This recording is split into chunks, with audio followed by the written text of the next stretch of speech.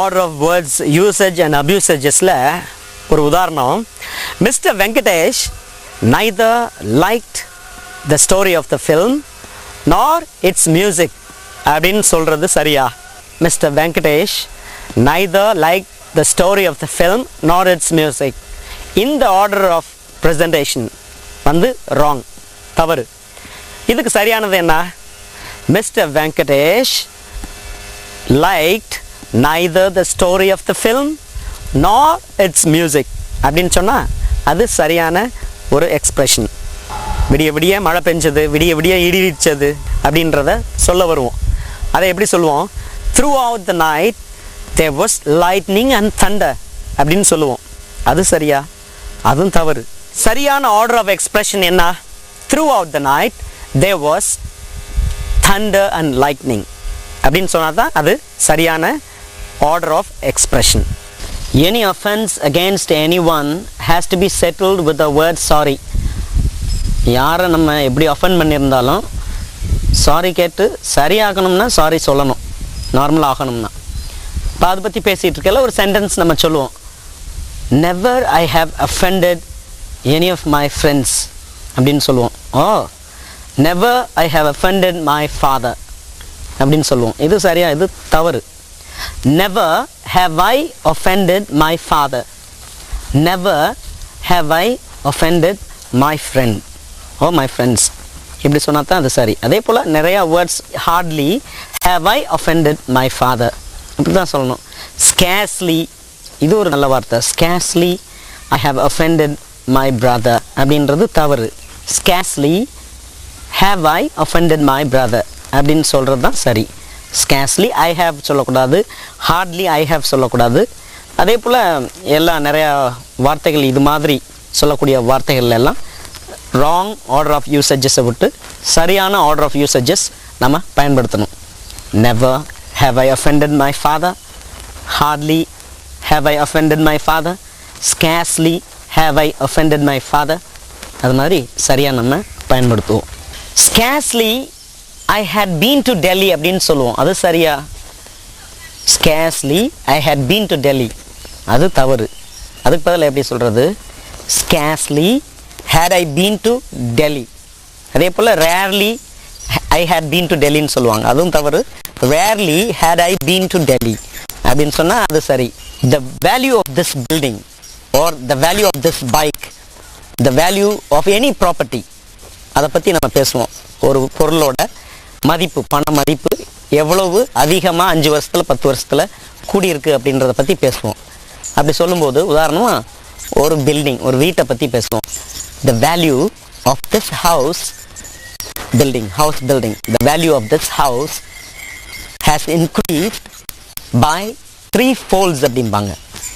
over 5 years of 10 years. இது தப்பு. அதுக்கு எப்படி சரியாக சொல்கிறது? The value of this house has increased 3-fold over 10 years அப்படி சொல்லலாம். That is right. I want a knife to cut அப்படின்னு சொல்கிறது சரியா? அப்படின்னா என்ன அர்த்தம்? I want a knife to cut. எனக்கு ஒரு கத்தியை வெட்டணும்னு விருப்பப்படுறேன், நினைக்கிறேன். அதுதான் அது சரியா எப்படி சொல்கிறது? I want a knife to cut with அப்படின்னு சொன்னால் தான் சரி. டு கட்னாக்கா ஏதோ அந்த கத்தியை வெட்டணும் அப்படின்னு சொல்ல வர அர்த்தமாக இருக்கும். கட் வித் அப்படின்னு சொன்னால் தான் கம்ப்ளீட்டாக இருக்கும். I want a knife to cut with something, whatever thing that we want to cut. ஆனால் ஒரு பெரிய ஒரு இடத்துக்கு உதாரணமாக தியேட்டர் சொன்னதில் வந்து people were waiting impatiently inside the theater தவறு. அதுக்கு பதிலாக people were impatiently waiting in the theater. அவ்வளோதான். Inside the theater is a wrong order of usage. Whom do you want to talk அப்படின்றது சரியா? அது தவறு. Whom do you want to talkனா நீங்கள் யாரை பேச விரும்புகிறீங்க அப்படின்றது தான் அதனுடைய அர்த்தம். அது சரியா? அது தவறு. அதுக்கு பதிலாக எப்படி சொல்கிறது? Who do you want to talk to அப்படின்னு சொல்லணும். Who do you want to talk to அப்படின்னு சொன்னா தான் அது சரியான கேள்வி. I do not want to enter into a discussion of this kind அப்படின்னு சொல்லுவோம். அது சரி. ஆனால் அதுக்கு பதிலாக எப்படி சொல்லுவோம்? I do not want to enter a discussion of this kind அப்படின்னு சொல்கிறது தவறு. அதுக்கு பதிலாக I do not want to enter into this discussion அப்படின்னு சொன்னால் அது சரி. Hello please telephone to me this evening அப்படின்னு சொல்லுவோம். அது சரியா? அது தவறு. Please telephone me this evening, please call me this evening. Telephone to மீன்றது தவறு. This chain is made from gold, அது தவறு. This chain is made of gold, அதான் சரி. I want a gift wrapper to pack these things அப்படின்னு சொல்லுவோம். அது சரியா? அதுக்கு பதிலாக I want a gift wrapper to pack these things with அப்படின்னு சொன்னால் தான் அது complete sentence. This is the book that you asked அப்படின்னு சொல்லுவோம். அது சரியா? அதே போல் வேற சொல்லலாம். He is the person whom you enquired அப்படின்னு சொல்லுவோம். அதுவும் தவறு. This is the book you asked for அப்படின்னு சொன்னால் அது சரி. அதே போல் he is the person whom you asked about or asked for அப்படி சொல்லலாம். அதே போல் இப்போ டீச்சர்ஸ் வந்து பசங்க ஸ்கூல் முடிஞ்சு வீட்டுக்கு வராமல் இடையில அங்கிட்டு சுற்றலாம். அதுக்கு டீச்சர்ஸ் வார்ன் பண்ணலாம் அல்லது அட்வைஸ் பண்ணலாம். அது எப்படி சொல்லுவாங்க?